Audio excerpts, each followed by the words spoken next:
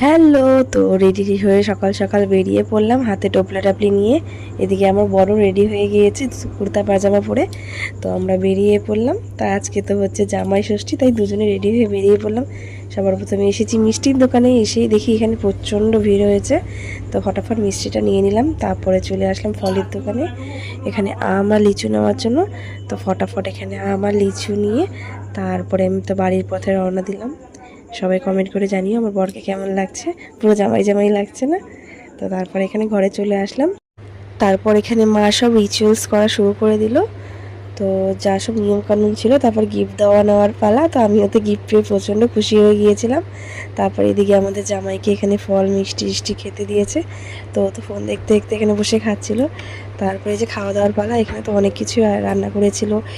আমাদের জামাই তো এত কিছু খাওয়ার দেখে ভয় পেয়ে গিয়েছিল। ভিডিওটি ভালো লাগলে লাইক করে দিও, চ্যানেলটি সাবস্ক্রাইব করে দিও।